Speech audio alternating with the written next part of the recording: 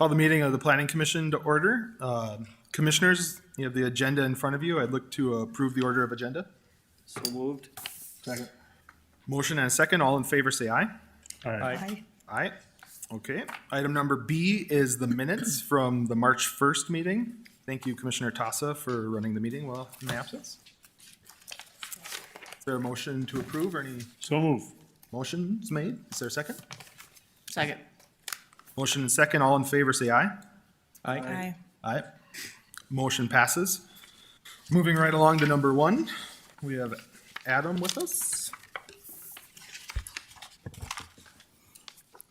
Good afternoon, Commissioners. Item 1 on the agenda is titled Christensen, 32nd Avenue South, 2nd Edition, and is located at 3102 36th Street South and 3401 32nd Avenue South. The applicant, Blake Carlson, is with us this afternoon and is requesting a minor plat and rezone of the subject property from GC and LI with a conditional overlay to GC General Commercial with a conditional overlay. Here's a zoning map for reference. The existing site is largely vacant, with undeveloped property located in the northwest and east sides of the subject property. The southwest corner contains the former Fargo tractor building, known locally as the Kubota site, and undeveloped land. Fargo Tractor closed for business over the past month, and the buildings are slated for demolition. Additionally, a City of Fargo lift station is adjacent to the south side of the subject property, along 32nd Avenue South, as can be seen in the bottom image. As part of this minor plat, the City of Fargo is obtaining an easement to buffer around that lift station. Here is an exhibit of the plat as submitted by the applicant. This is the same updated version of the plat that was included as a laydown item. The proposed plat will create 4 lots zoned GC General Commercial with a conditional overlay. Although all 4 lots are adjacent to public rights-of-way, lots 1 and 3 will take access from a shared access easement that runs west to east across the property. Additionally, the existing driveway access into the former Fargo tractor site will be removed due to its proximity to the intersection of 32nd Avenue South and 36th Street South. This is due to driveway spacing standards in Section 20.0702 of the Land Development Code. Lastly, due to the subject property's location along 2 major thoroughfares, staff worked with the applicant to develop a conditional overlay as part of the rezoning of this property. The purpose of this conditional overlay is to restrict certain land uses and signage, and to establish additional building and site design standards, as is typical with most other developments along arterial streets in southern Fargo. A draft of the conditional overlay language is included in your packets. Although the subject property is not covered by a growth plan, the project does meet some of the goals of infill development as stated in GO 2030. Additionally, by incorporating site design standards into the conditional overlay, the project meets some of the goals of active living streets as stated in GO 2030, which will allow Fargo residents to walk or bike to their destinations within the site safely and comfortably. Staff has reviewed the applications to replat and rezone the subject property per sections 2006 and 2009 of the LDC and found that all applicable criteria have been satisfied. In accordance with section 200901F, written notices of the plat and zone change were sent out to property owners within 300 feet of the subject property. To date, staff has received and responded to 1 general inquiry about the project. The applicant, Blake Carlson, is with us this afternoon and may wish to address the commission. Staff is recommending approval, and the suggested motion can be found in the staff report and on the screen. That concludes staff's presentation, and I would be more than happy to answer any questions you may have. Thank you. Thanks. Any questions for Adam from the commission? Is the applicant here? Would you like to speak? If you could introduce yourself at the podium and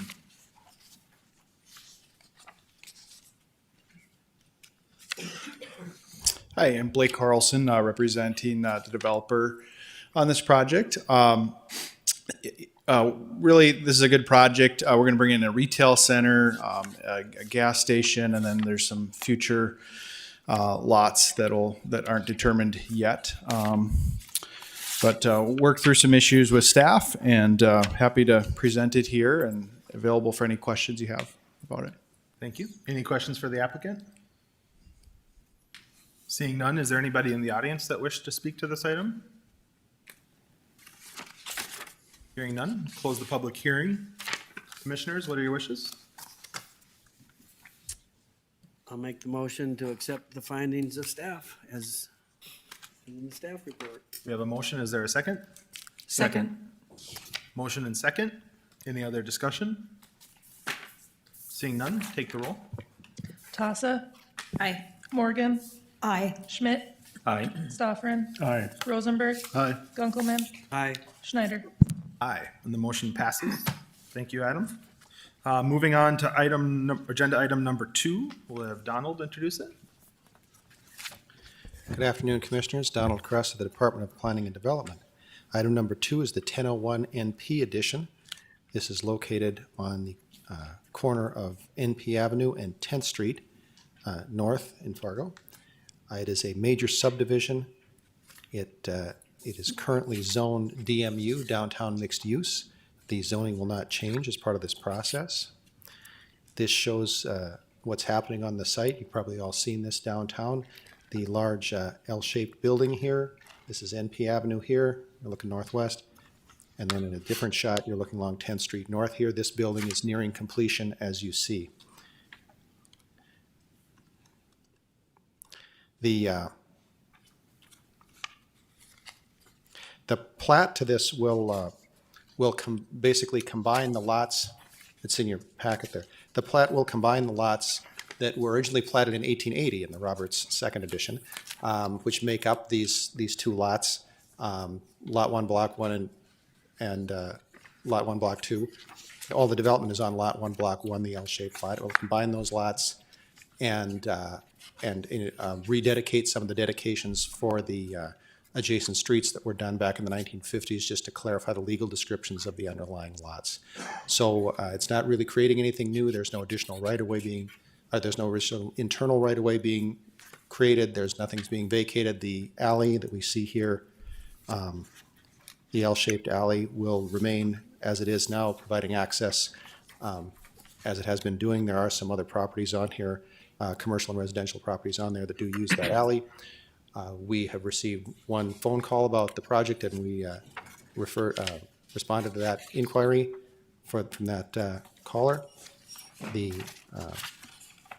recommended motion for approval is stated in your staff report and shown on the screen. The applicant's representative, Deb Wendell-Dow of Kilbourne, is with us this afternoon, and we wish to address the commission. That concludes staff's presentation. Thank you, Commissioners. Thank you, Donald. Any questions from the commission? Just one. Why are we doing this? They're just trying to clean up this didn't have to be done before it was built or anything else. This is just cleaning it up. Largely, yes, sir. Again, the underlying lots are all, the small lots that were platted in the 1800s, and just combining it into two larger lots. And this wouldn't have had to been done before it was built. You can combine lot. We officially plat things.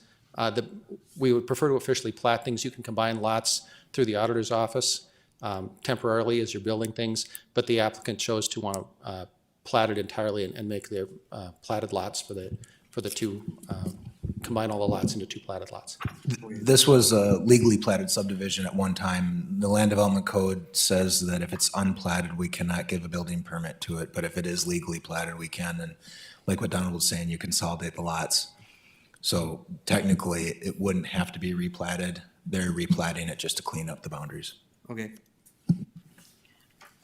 Thank you for clarification. Don? Yeah, I have a question. Is this the same site where that all-electric apartment complex was?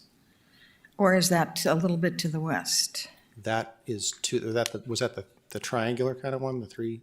Yeah, well. That is to the west, ma'am. Okay, This and is where the it's Nestor gone. used to be. Yeah, this is Yeah. where the Nestor used to be. Yeah. And Park then- Company Realtors was here. Yeah, okay. And then is this also the area where the old power plant used to be back in the 1880s? No. Before my time, ma'am, I don't know that location. Oh, okay. The Because- last time this property was before your commission was about a year ago when we vacated a portion of the alley in here. But that's already been done, so. Okay, I just remember, now, if you get over to 12th Street here, is this, as you said, it was at one time one area, one plat, and there are plans then for another building, is that correct? On this plat, no, ma'am, I believe that this just covers the area shown on the plat here, along NP Avenue and 10th Street North.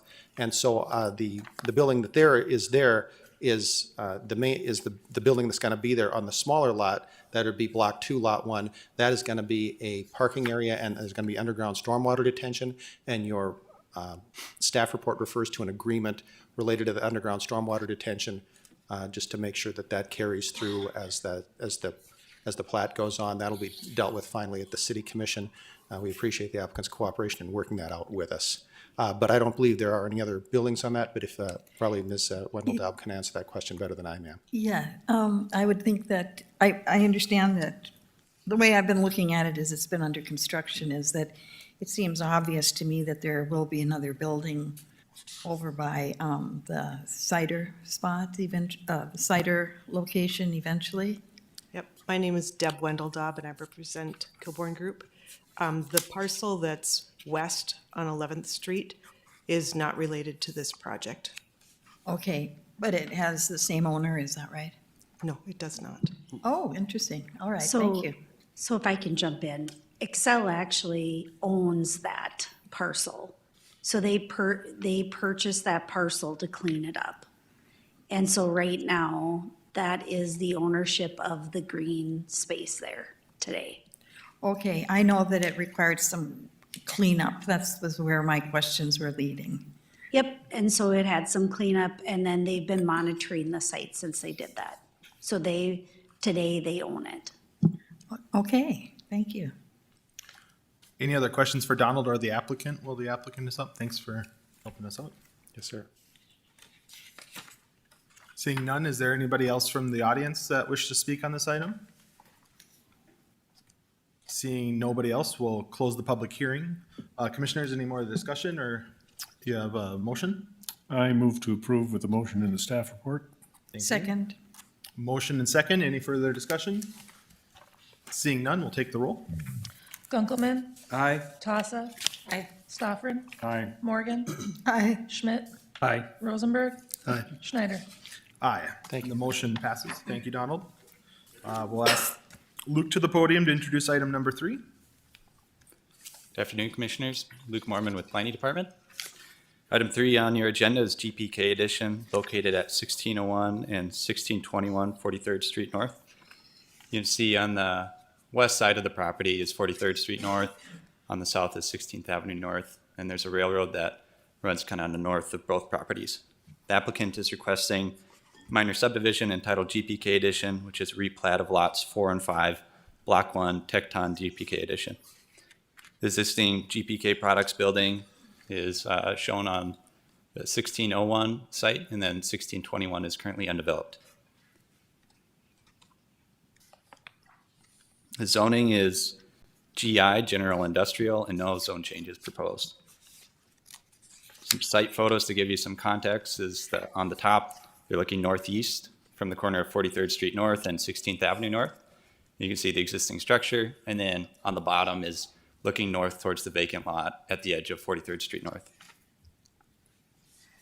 The plat is proposing to combine 2 lots into one. No inquiries were received in response to this project. Staff finds that all criteria are met and are recommending approval. The applicant, Brian Pattengale, is here to answer any questions for you. That concludes staff's presentation. Thanks, Luke. Any questions from the commission? Mr. Pattengale, do you have anything to add? Any questions for the applicant?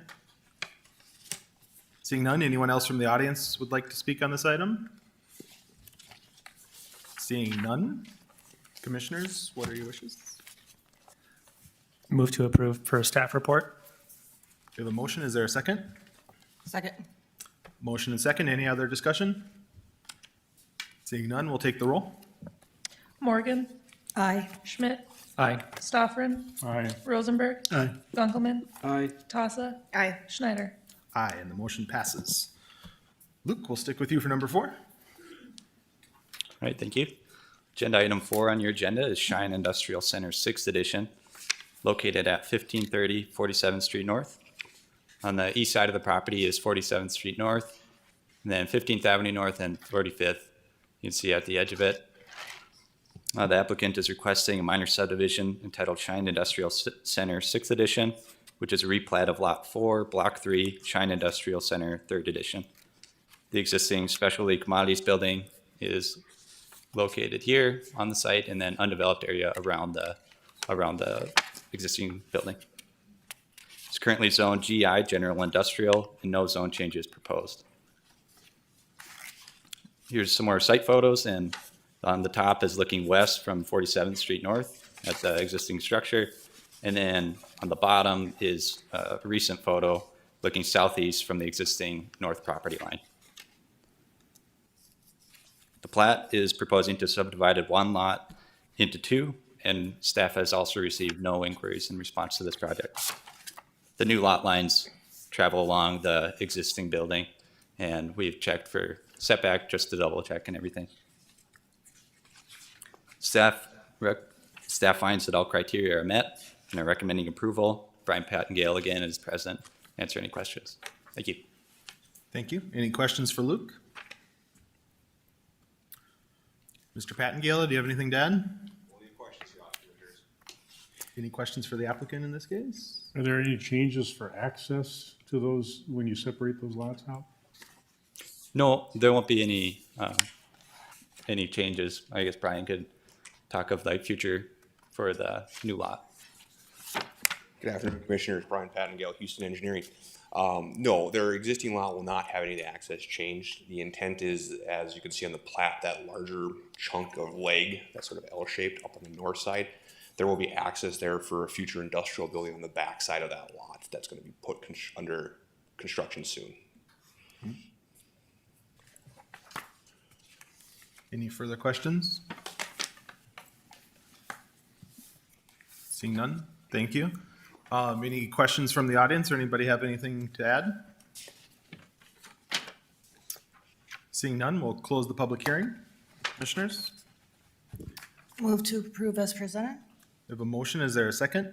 Second. Motion and second.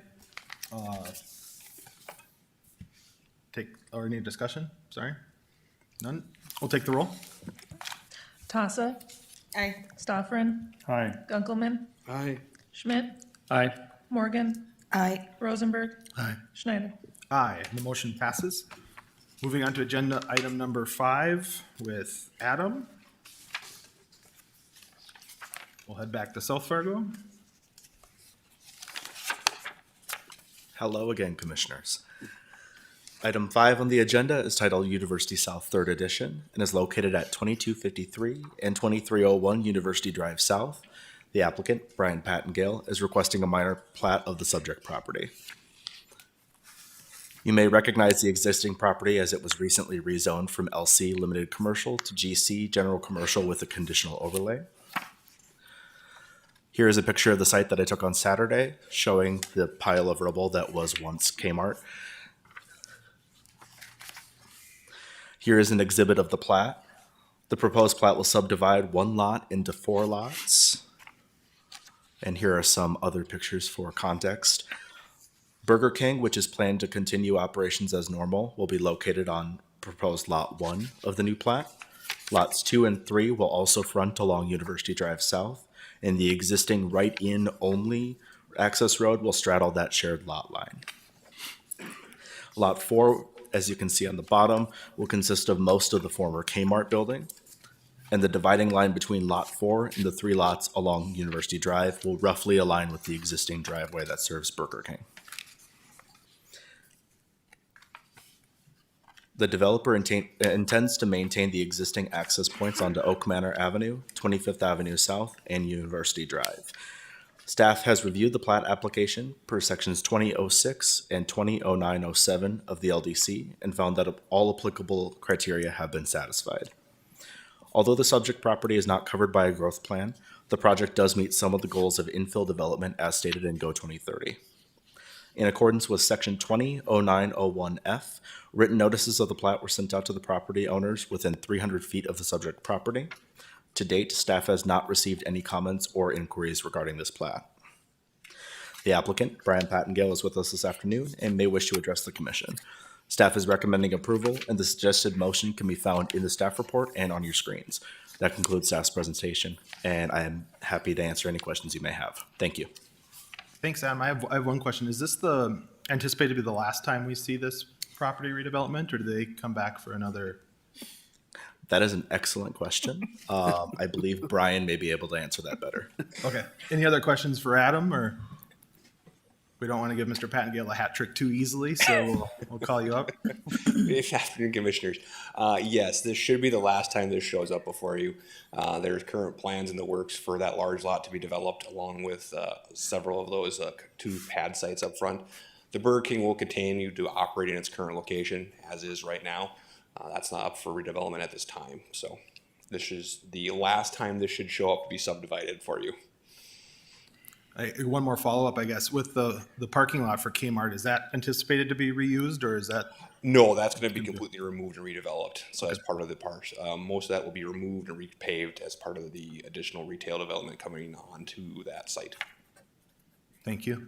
Any other questions for the applicant? Just one. Oh, go ahead, Don. Go ahead, Don. Oh, okay, I actually have 3. Well, then John, just kidding. You get one, then I get, you get. Okay, we'll go back and forth. Okay, I was wondering if there's a landscape plan with this, and if the redevelopment of South University Drive has been taken into consideration within your plans? Yes, the city, we don't have one at the moment for a landscape plan, but one is in the works as the site is being developed. Like I said, it's currently being designed. At least one lot is being currently designed right now. The other 2 are still open for development. We have been working with the city engineering staff as far as where they want some of the sidewalks relocated along University there on the corridor. The city is more responsible for the redevelopment of University Avenue corridor as far as the street work itself. So any landscaping plan along the boulevard would be part of the street reconstruction project. So that's being considered and taken into as something that will be happening in the future? That is something that will be happening in the future with the city. Like I said, the city engineering department has requested that we relocate the existing sidewalk along University closer to the traditional location on 2 foot off the property line. So anything that comes through would be part of the city redevelopment as far as boulevard landscaping, as far as tree plantings and things like that. That would be part of the city reconstruction project. So would be a further setback than where Burger King is now? No, the property line remains where it's at today. So the sidewalk currently is located closer to the street than the property line is. The property line is roughly the existing edge of the parking lot that's out there today. So what is being proposed by engineering staff as part of the redevelopment is to shift the sidewalk from where it currently is today to move it to the traditional 2 foot off the property line. So you'll see the sidewalk shift to the west. The property line in and of itself is not actually moving. The boulevard widths and future widths are, like I said, to be determined by the city street project. How wide that boulevard winds up being is going to be up to the city's engineering staff. So then whatever beautification would happen to the east side of your property would be within the current width of the street? Correct. Any redevelopment that we do within our property would have to meet the landscaping code under the current LDC.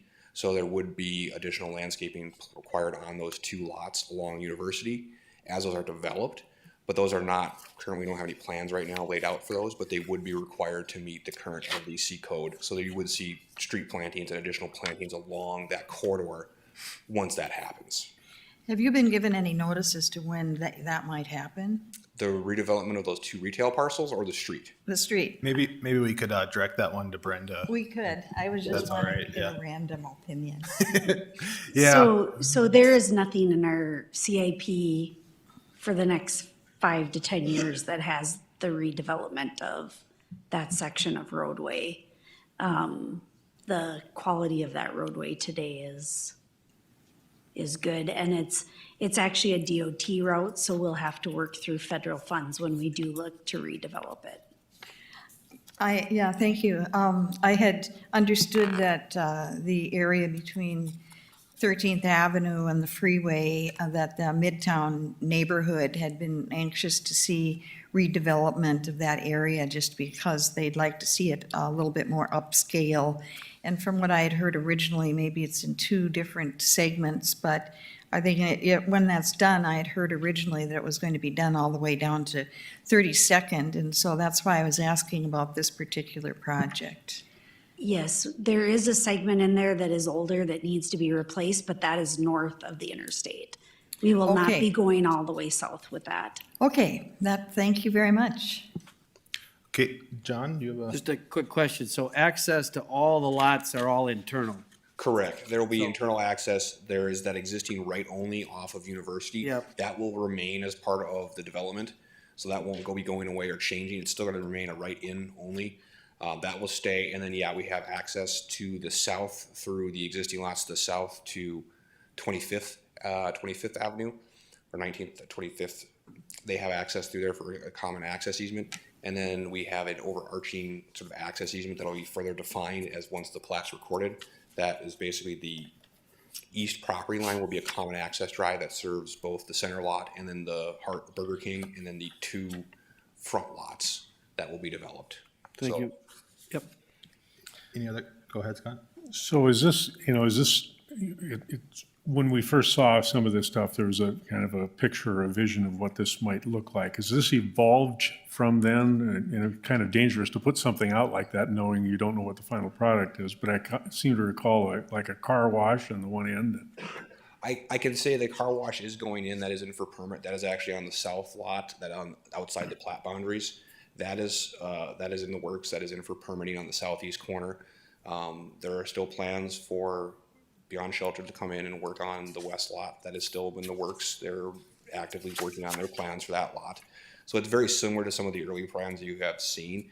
We just don't know, there are no tenants or anything or purchasers agreements out there for lots 2 and 3 currently. There is nothing out there yet. Lot 4 is currently being sort of worked on, but those plans are still being developed. Okay, thank you. Any other questions for Brian? Thank you. If you have a fourth item, we're going to be even tougher on you, so it gets progressive. It's harder as I go. Thank you, Commissioner. Anyone else from the audience would like to make comments on this item? Seeing none, commissioners, any further discussion? I'll make the motion to accept the findings of staff. We have a motion, is there a second? Second. Motion and second. Again, any discussion? Seeing none, we'll take the roll. Schmidt, Aye. Rosenberg, Aye. Morgan, Aye. Tassa, Aye. Gunkelman, Aye. Stoffren, Aye. Schneider. Aye, the motion passes. Megan, if you could introduce item 6 for us. Good afternoon, Chair and Commission. Item 6 is titled the Bank Forward Edition. It is located at 5650 37th Avenue South, 5651 38th Avenue South, and 3703 and 3749 56th Street South. So the subject property here is bounded by Veterans Boulevard, 56th Street, and then 37th and 38th Avenues South. The application is for a minor subdivision, which is a replat of lots 2 and 3, Block 5, Valley View 5th Edition, and lots 1 and 2, Block 1, and Carlson Center 1st Edition. This application is for replatting the existing 4 lots into 3 lots. On your screen is an image of what the site looks like, not today. This image at the bottom is looking northwest from Veterans Boulevard and 38th Avenue South, and in your upper right is just a bird's eye view looking at the property. So it is, Bank Forward is located here and the rest of it is undeveloped. The existing zoning on the site on the west adjacent to Veterans Boulevard is GC, General Commercial, with a CO conditional overlay, and the 2 properties on the east are zoned MR1, multi-dwelling residential. This application does not have a zoning change, and the plat does not, the sites are not impacted by the plat, so they will stay as they are. So up on your screen, you'll see the preliminary plat here where it is combining the 2 lots on the west, the 2 legal lots into 1, and then moving this lot line that was originally here more towards the north. Staff has not received any inquiries on the application, and Tim Gleason from Enclave Companies is here should you have any questions. Staff finds that all criteria are met and is recommending approval of the application. I'd be happy to answer any questions that you might have. Any questions for Megan? Seeing none, is the applicant wish to add anything? Nope. Any questions for the applicant? Seeing none, anybody from the public would like to add? Have comments on this? Seeing none, we'll close the public hearing. Commissioners, what are your wishes? Move staff approval. We have a motion. Is there a second? Second. Motion and second. Any discussion? We'll take the roll. Rosenberg. Aye. Gunkelman. Aye. Morgan. Aye. Stoffren. Aye. Tassa. Aye. Schmidt. Aye. Schneider. Aye, and the motion passes. We'll head back to Luke for number 7, A and 7B. Thank you, Commissioners. Items 7A and 7B are for Adams 7th edition. It is located at 2955 Thunder Road South. And today, the applicant is currently requesting just the conditional use permit only. Previously, we originally advertised as a zone change to add a conditional overlay, but after further coordination with the staff and applicant, we concluded that all our concerns would be addressed with the CUP conditional use permit. The current zone is GC, General Commercial. You see across 30th Avenue South is MR, Multi-Dwelling Residential. And then across Thunder Road South is GC, General Commercial. And then along the south is Limited Industrial Lots. Some site photos looking northwest from Thunder Road South. You can see the vacant property and then the multi-dwelling residential across and beyond it. And then looking southeast from 30th Avenue South is the vacant subject property and then Thunder Road as well as some industrial development behind it. Here's the list of conditional use permit conditions, and I won't go into all depth, but just in general, the intent is to prohibit the uses, protect residential to the northwest, and by that we do a vegetative buffer, screening of the loading, storage, and dumpsters.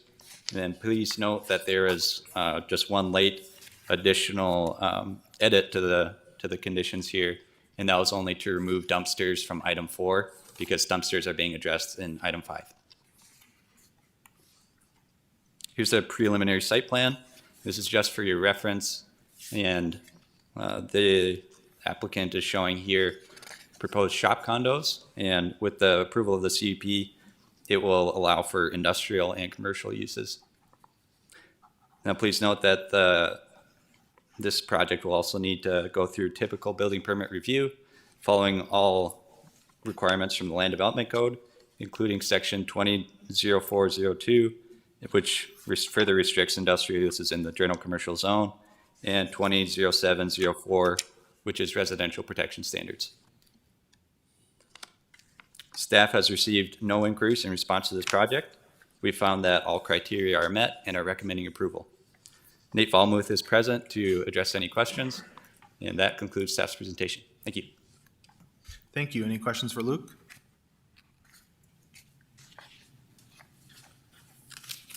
Seeing none, I'm going to ask the applicant to come up and introduce himself.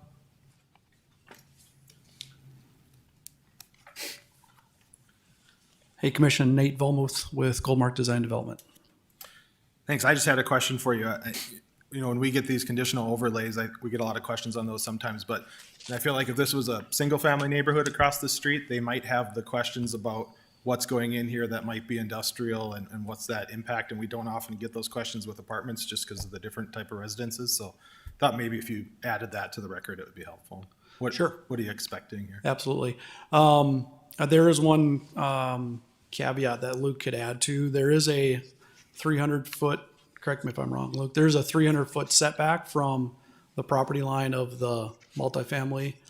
So essentially into half of the development, there can't be any industrial uses. So those buildings will have to fit within the general commercial related district. The other half could potentially have industrial uses, which could be cabinet makers or things of that nature. Nothing to an intensity that would cause noise from outside of the building structure is the anticipated use. Appreciate that. Thanks. Any other questions for the applicant? I have one question. Looking at the existing photos that staff provided, it's pretty evident there's those really large mature trees that are down there. Have you given any consideration into keeping as many of those as possible? I don't know, there just aren't mature trees in this area of Fargo. So have you placed any of the conceptual buildings to accommodate any of those, or are those all kind of slated to go away? Thanks for the question. They aren't slated to be removed. We have not put them on the site plan to keep them. However, right now they are slated in the green space in the backyards of the condos. So hopefully they stay, but it's kind of up to the purchasers of the individual lots. Sure. I would just encourage you to keep. Yep. You know, the city forester used to attend all of our meetings, but he's gotten away from that, I think, now. But it was always nice in these situations too, because sometimes you'd get up and say they inventoried the trees and they're not good trees, you know, for some reason. Either they're gonna, you know, potentially fall victim to something. And so I don't know what our course is to get that sort of report on these when they have trees like that. But I always thought that was really helpful when the forester would say they surveyed these trees and that they'd prefer them to go for some arborist reason. But just for staff comment. Sorry, what kind of trees are they? They look kind of scraggly too. Yeah, I'm not aware of what type of trees they are. Well, Cut you off. yeah, okay, thanks. Any other questions for the applicant? I guess the one go ahead. thing to add, which it's for clarification, is the site plan that Luke has shown kind of shows that it's parceled off. It will be condo platted through the county, not through the city. Okay. Seeing no other questions for the applicant, is there anyone in the audience that wishes to add? I don't think we have anybody calling in today, just for reference. Seeing none, we'll close the public hearing. Commissioners, what are your wishes? I move staff recommendation. We have a motion, is there a second? Second, Motion and second. Any other discussion? Please, we'll read the roll, please. Take the roll. Schmidt, Aye. Rosenberg, Aye. Gunkelman, Aye. Morgan, aye. Stoffren, Aye. Tassa, Aye. Schneider. Aye. And the motion passes. Luke, you're busy today. You want to take us through number 8? Yes, sir. Yeah, items 8A and 8B for Magnum North Edition. This is a minor subdivision and a zone change located at 4903 19th Avenue North. You can see on the south side of the property is 19th Avenue North, and it kind of bends up. And then you can also see the city limits shown in the cyan color to the northwest of the property. The applicant is requesting minor subdivision entitled Magnum North Edition. This is a plat of the southeast quarter, section 28, township 140 north, range 49 west. This is currently undeveloped, as you can see in the imagery here. The zoning is being proposed a change from AG, agricultural, to GI, general industrial. Here's some site photos looking north on the top picture, looking north from 19th Avenue. And then from Google, just on the bottom is looking east from where 19th Avenue curves up a little bit. You can see just the vacant land. The Plats is proposing for the subject property to be platted into a one-lot subdivision, and we have received no inquiries in response to this project. Staff finds that all criteria are met and that we are recommending approval as shown here on the screen and stated in the staff report. The applicant representative is Tony Sager with MBN Engineering. He is present and ready to address any questions you guys may have. That concludes staff's presentation. Thank you. Any questions for Luke? Seeing none, is the applicant here and wish to add anything? Any questions for the applicant? Seeing none, anyone in the audience wish to add anything? Seeing none, we'll close the public hearing. Commissioners, good to see a lot of industrial development, I guess. It's a busy agenda with that. What are your wishes? I'll make the motion to accept the findings of staff as presented. A motion, is there a second? Second. Motion and second, any discussion? I'll take the roll, please. Stoffren, Aye. Tasa, Aye. Schmidt, Aye. Rosenberg, Aye. Morgan, Aye. Gunkelman, Aye. Schneider. Aye, and the motion passes. Donald, will you take us through 9A, 9B, and 9C? Yes, sir, thank you. Commissioners, we're going to take just a moment for procedural background here. As you see, the proposed item 9A, B, and C is the Covey Ranch Second Edition, and that's a hearing item. And then item D1, which is our last item, is a non-hearing item. That is an annexation, a proposed annexation. We haven't had an annexation before your commission in some time, just to refresh your memories on that. When you look at that annexation, you're looking at consistency with the growth plan. Because the way our agenda works, that is, we hear the hearing item first and the non-hearing item second, the annexation for this project is bigger than the platted area. So I think there's a graphic in there that illustrates that. And so these are really two parts of the same idea, but we'll look at the plat first and then we'll look at the annexation, just to clarify that those are tied together here. So the Covey Ranch Second Edition plat located here, this is a new area here. Again, this will be annexed into the city here. This is 64th Avenue South. This is where the new Sanford Sports Complex is going to be, 52nd Avenue South and 45th. So the plat here is a major subdivision and a zone change from ag to PI, public institutional, and a growth plan amendment from residential to a proposed school. The aerial photograph really says it best. This is a wide open, undeveloped area, but just to have a little different photograph here, all those roads there, 38th and 63rd, are all in there now. We've been looking at them on maps and graphics for a couple of years, but they're all in there and paved. And so looking at the end of 63rd Avenue, just looking across, the subject property is about in here. This is 64th, right about along here.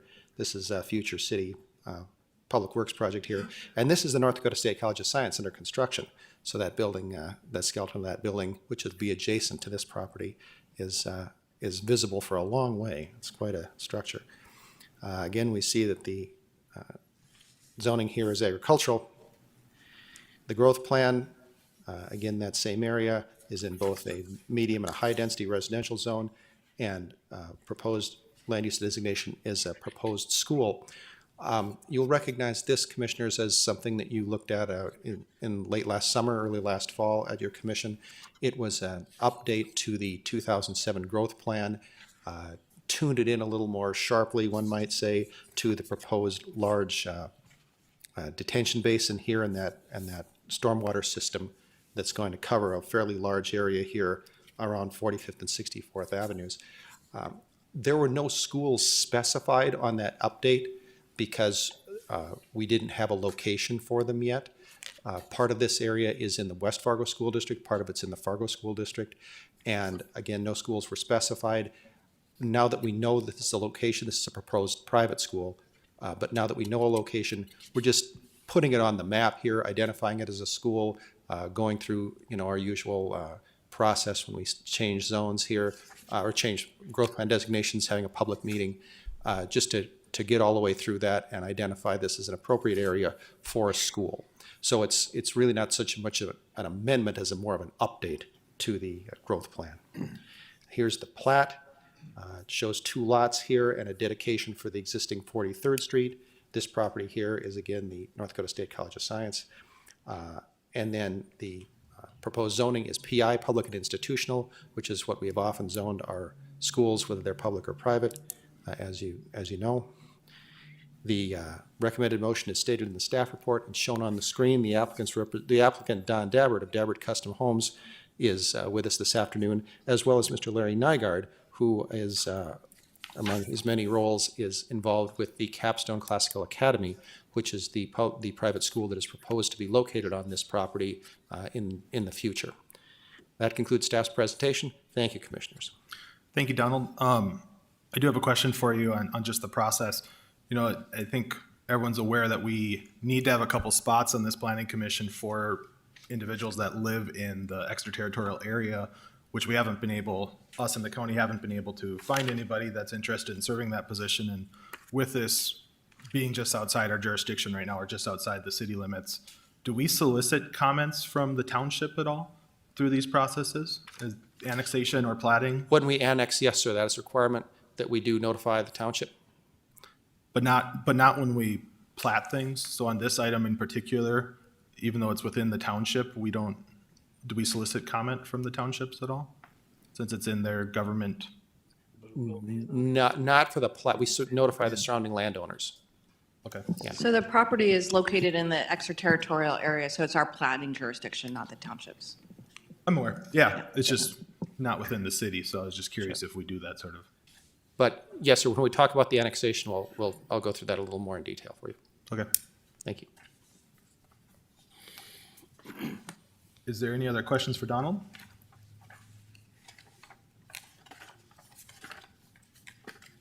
I know one of the other questions I had on this one, and I talked to you offline about it, but you know, with this being a school, does it go through a private school? Does it go through any different process as far as planning than a public school would go to, or do you guys look at the same sort of, you know, transportation items and everything else as it fits into the plans?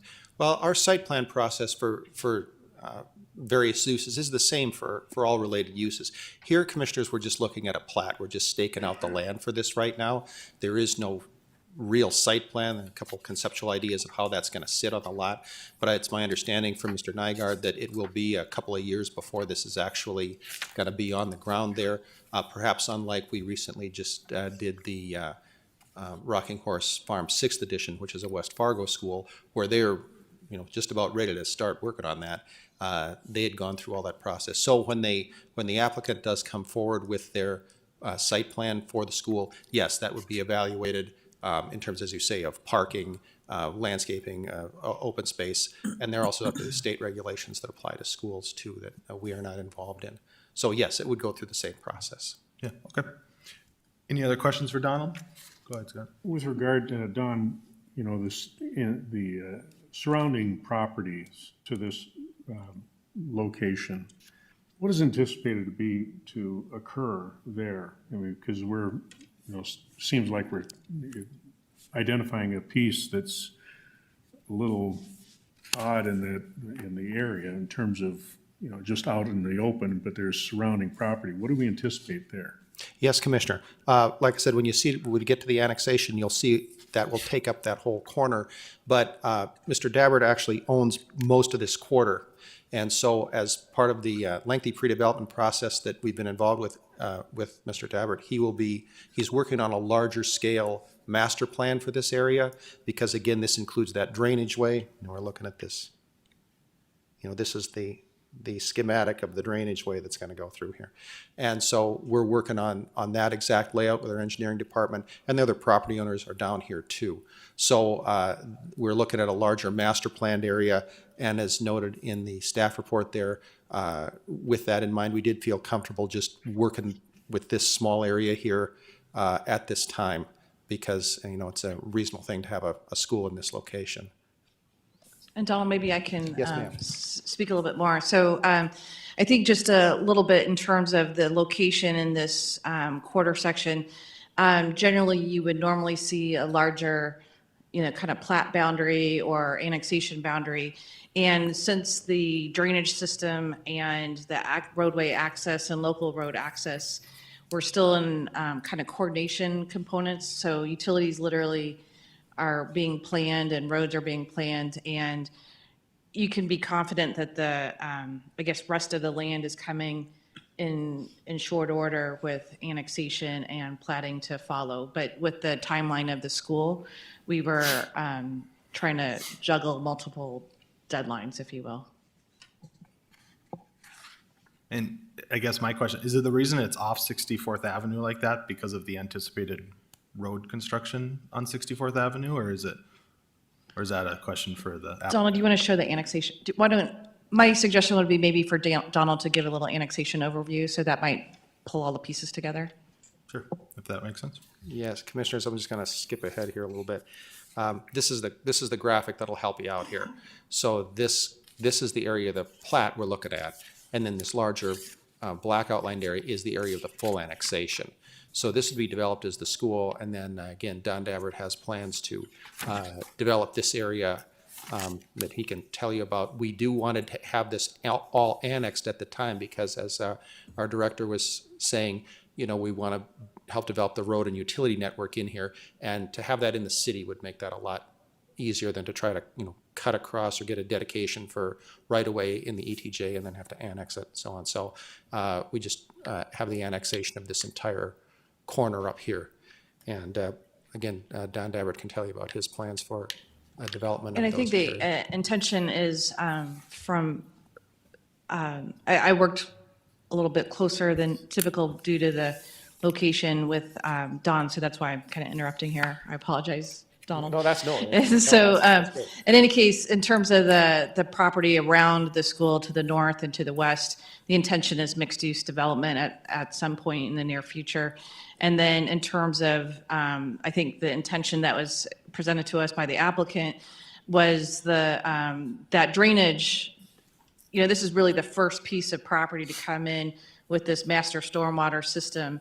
And so how that drainage, open drainage process and how it navigates and creates kind of a space and design for beautification and amenities is in the process of being coordinated with the school and site constraints. And so I think it was the intention of the applicant to have that school property in relation to the open space and green space that the drain would provide and how that works. And so the idea is the land use of the mixed use, you know, heavily traffic, commercial, hopefully at the intersection there with the more, you know, kind of recreational school campus setting near the drain, I think was the intention. And maybe Mr. Dabbert could explain a little bit more of his vision. I just have one more question for Don. Well, on the blue line map with the annexations, and I can ask this later too, but what's with the encompassed rectangles that we sort of jumped around just to the north of it? Oh, these two. Yeah. Right. That looks kind of strange. That was annexed a while ago when we dealt with the property for the Sanford Sports Complex. So just to clarify this part that's between the rectangles is actually the annexed part. This is the part that's in the city. The parts that are surrounded by the rectangles are still in our extraterritorial jurisdiction. This relates to the arrangement we had with this property owner. This is going to be part of a drainage way as well. And when we annexed this for the future development, we needed to have this as part of that annexation.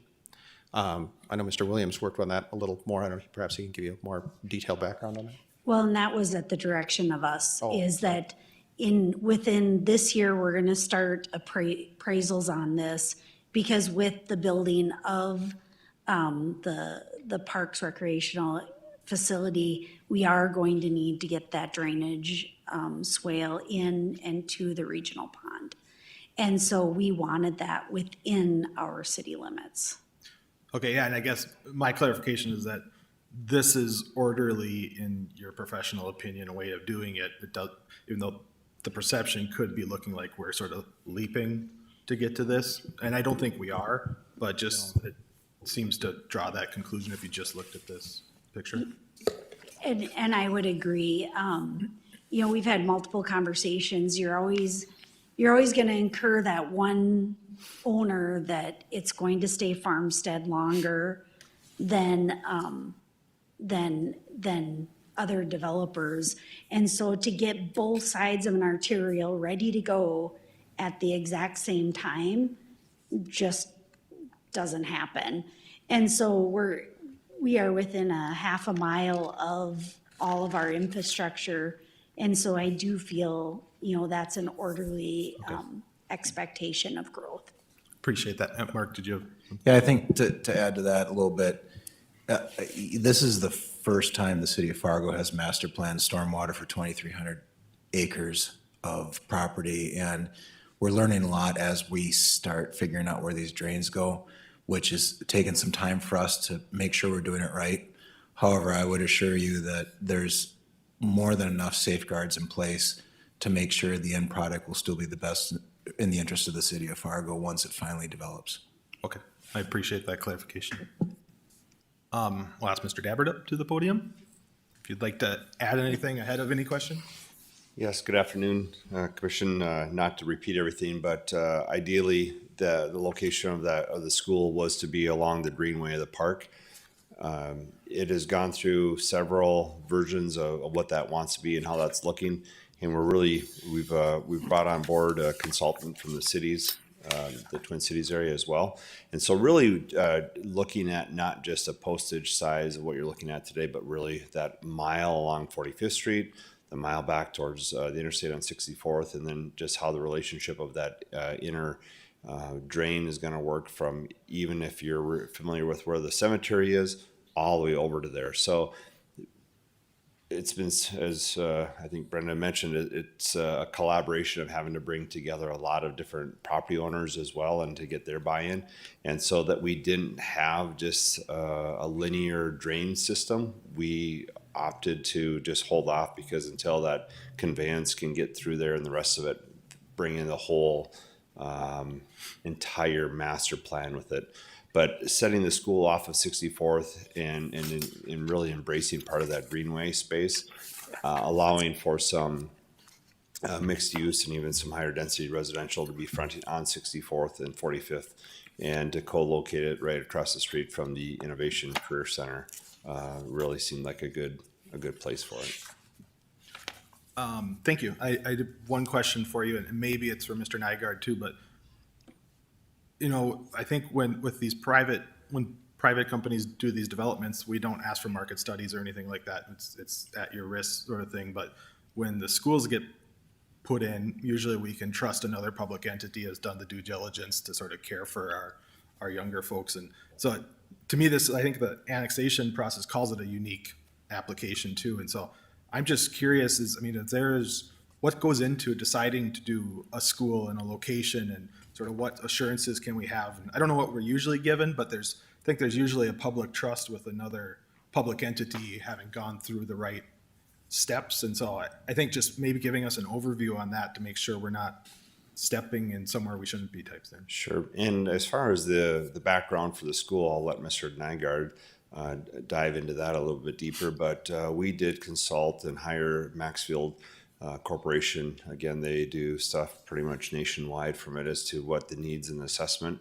And in addition to having conversations with the Fargo Public School, they actually had identified this quarter, this section, to maybe co-locate 2 or 3 schools.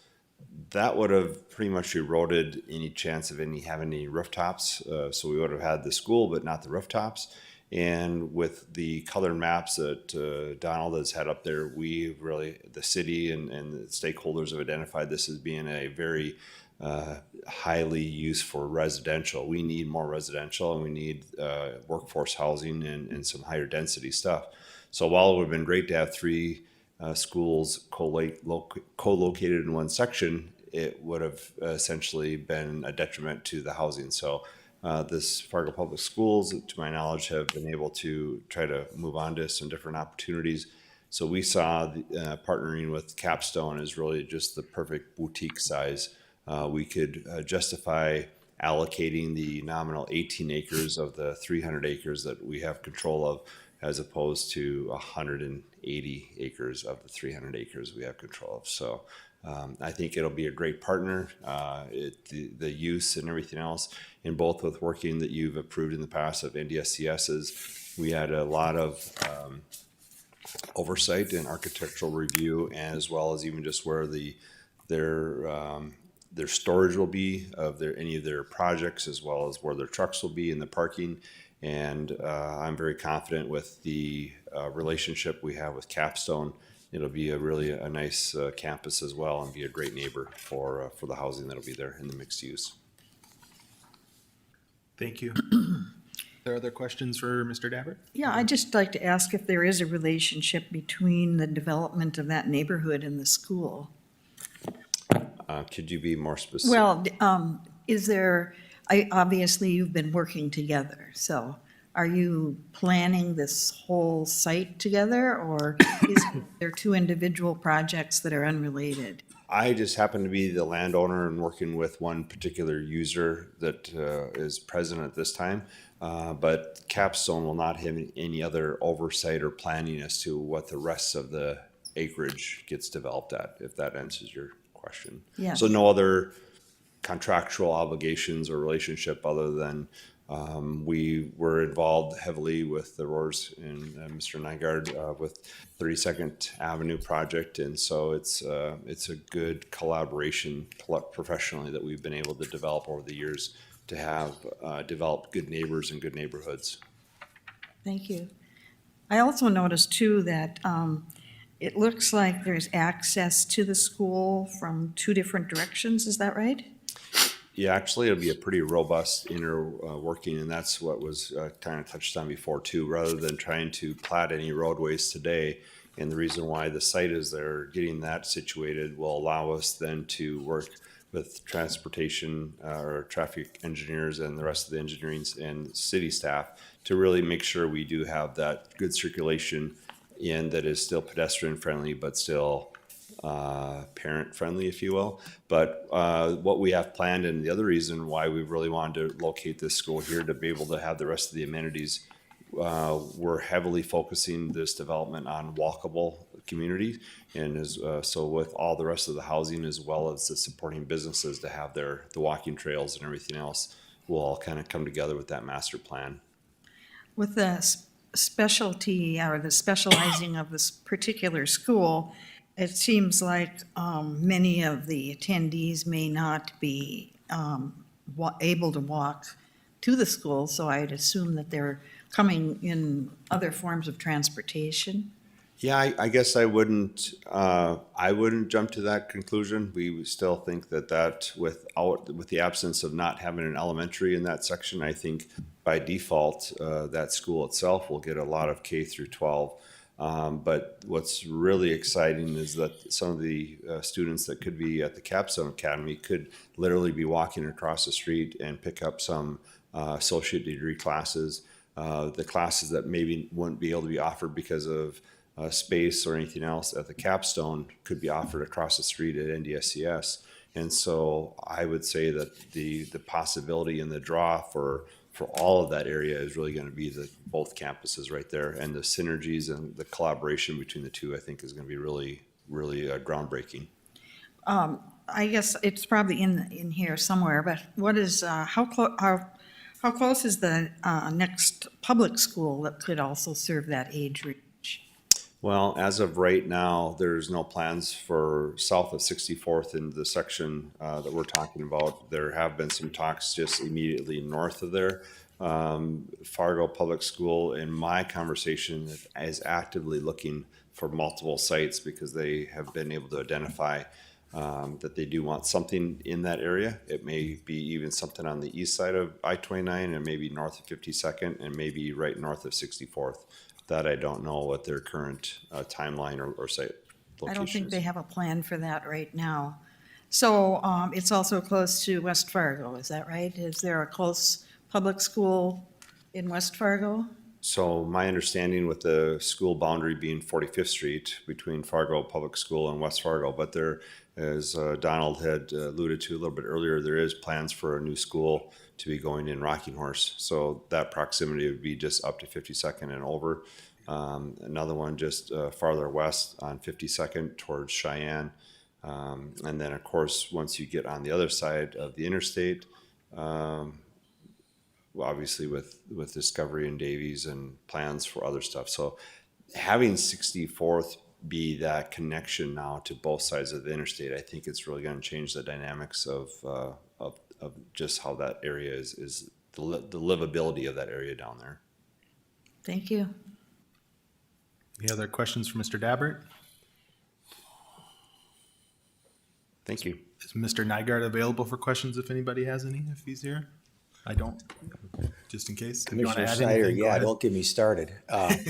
Really excited about this project and been happy to work with Mr. Dabbert and the planning staff to find this spot, because it's not easy to find an 18-acre site that's got all the traffic patterns already figured out, I guess, and able to accommodate a school. So, yeah, we're really excited about this. What's different about this school from a public school is this will be modeled after the classical approach, which some of you might know about, which is entirely different than today's modern school. Even the private schools that we have in Fargo use what's called a progressive model along with the public schools. This is a classical model, so it'll be very different, but they're not unique. They're unique to North Dakota because this will be the first one in the state, but they're not unique to the United States. There's kind of a growing wave across the country of classical schools starting up. It's going to be a wonderful addition to Fargo, and particularly for people that might be moving from outside the area and have experienced classical schools, it'll be a magnet for them right away. So we're really excited about it. In terms of timing, we hope to open the school in the fall of '25. So we're still a ways away. We're in our master planning right now, but we thought the best thing to do would be to get a site locked down and then begin working with city staff to make sure we're accommodating the plans for traffic and all of that. So that's what I have to report today, and I'd be happy to answer any questions you have. Thank you. Any questions for Mr. Nygaard? Could you tell us a little bit more about the school as it's developed from Hill, I believe it is, Hill Academy or It's Hill College? Hillsdale College. Yes. Out of Hillsdale, Michigan. That's a private school, university in Michigan, and they have started a number of classical schools around the country, and they assist in the startup. They help in the management of them. They help train the teachers. They help establish the curriculum. So they provide a very good basic foundation for us to work from. We're not obligated to follow anything in particular that they promote, but they do give us a real good base case to start with. We've hired a headmaster from Philadelphia, Pennsylvania, and he's going to be he's got lots of experience in classical school. So we'll have our own curriculum established, but we'll start with Hillsdale's model. I understand, yes. So what are the credentials in a classical, what would be considered a classical school, like Harvard, or is that what you're thinking? I just try to rein in the discussion to the item that's before us. We can't be making decisions based off those questions and answers. So if it relates to the sort of need for this school in this area or access or those sort of things, types of schools, we probably can't get into. Okay. Anything else?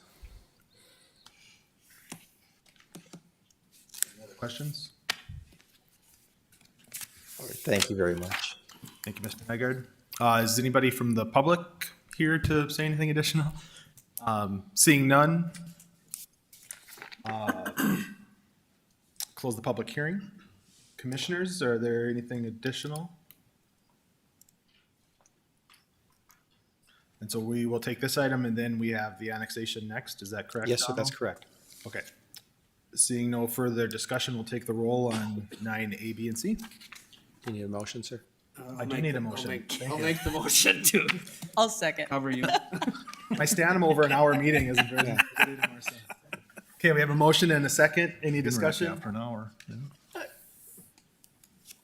Seeing none, we'll take the roll. Morgan, No. Stoffren, Aye. Gunkelman, Aye. Tassa, Aye. Schmidt, Aye. Rosenberg, Aye. Schneider. Aye. Motion passes. We can probably wrap up with the annexation before we'd have to take a break, right? It won't be that long. Yeah, yes, sir. Well, my presentation is short. Okay, great. So as we discussed here, Commissioners, this does relate to the previous project there. The proposal is to annex a larger area here. This is an owner-initiated annexation. That is, Mr. Dabbert's the property owner. He owns all this entire property. There are no other businesses, residences, buildings, as you see, in this location. This is located along two arterials, 64th Avenue North and 45th, which are in the process of being developed. It is adjacent to the existing city limits here. There is also service by a dedicated public street on the east side, so it's served by public streets on all three sides. Again, here's that map we looked at a little bit ago, just to show you the relationship of the annexed area to the platted area. And that's that same picture again. This is the plat of the annexed area, which again follows our standard requirements for annexation plats. What your charge here as the Planning Commission is to find that this proposed annexation is consistent with the 2007 growth plan. This is within Tier 1 of the 2007 growth plan, that is to be developed within 25 years of 2007. It is adjacent to the existing city limits. It's adjacent to arterial streets. And so as the findings in your staff report state, staff does find that it meets that requirement. Just one more procedural note, the annexation and the plat take slightly different routes, but the staff works it out so that the annexation and the plat end up at the city commission at the same time. The annexation goes first on that agenda, and then the plat would be the second item. A little different in the city organized or city initiated annexations, but again, we worked out the same way. So you're again making a recommendation to the city commission that they will take into consideration when they have their public hearing on this annexation. So that concludes staff's presentation. Our motion is stated in your staff report and shown on the screen. Thank you, commissioners. Yeah, if I could just maybe ask for one addition from either you or Nicole. So this is a smaller annexation than we usually ask for. Is that the unique part of this? Do you usually annex the whole? Well, wait, I don't know that there is any set size that we require. This is, I would say that this is what we are focused on now. Sometimes annexing a very large area, but with unknown development or unknown, haven't worked out the servicing of it and the road connectivity.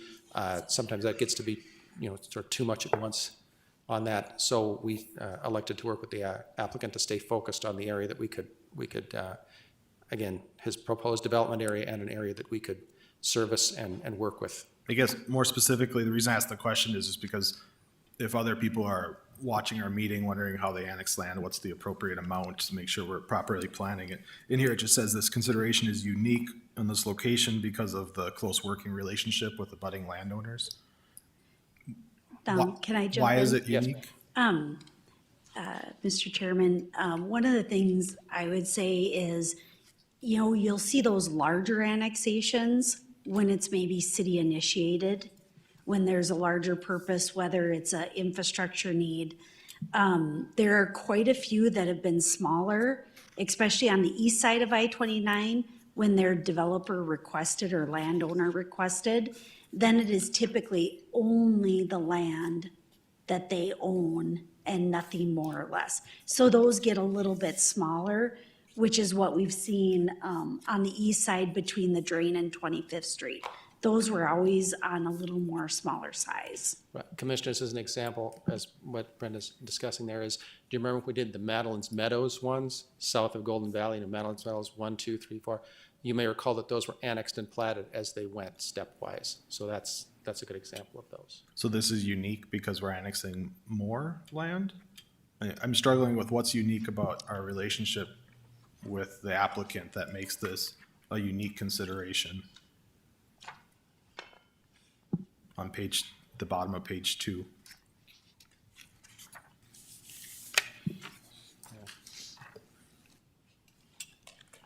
Just curious, so if somebody else is looking at this wanting to go through our process and they say, well, mine's not unique like that one. Well, it's your staff report, Donald, but I think what we're trying to say is this is a unique location in regards to the difficulties of master planning the utilities to support this. So the land abutting the drain is unique, and then the roadway and infrastructure utilities. So I don't know if it's unique annexation, it's more a unique location regarding the geographical constraints. Is that what you're trying to say, Donald, in your staff report? Yes, ma'am.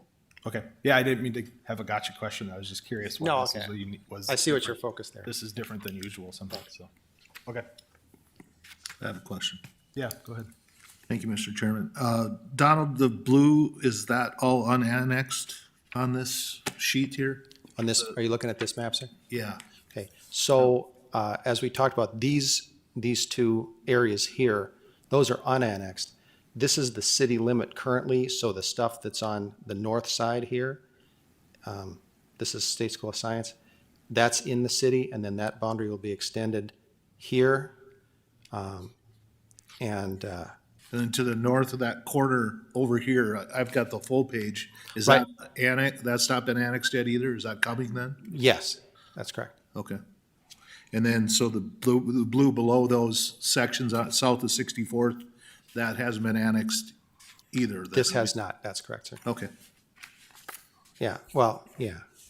Yeah, that's what I was talking about. That's, the okay, that's triangle. what you want to see, yes. Yep. So all of this area to the west of 45th then hasn't been annexed yet, right?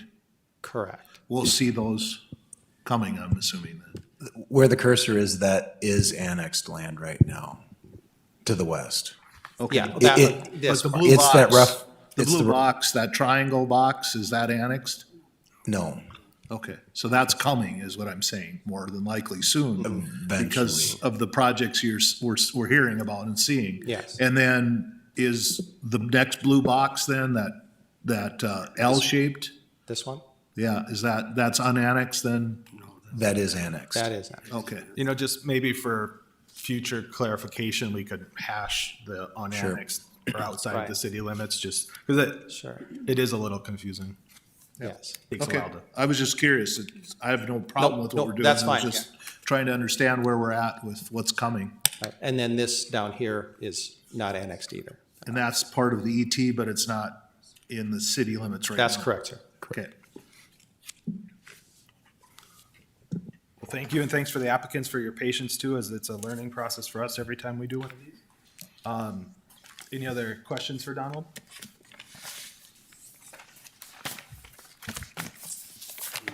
Seeing none, somebody want to make a motion?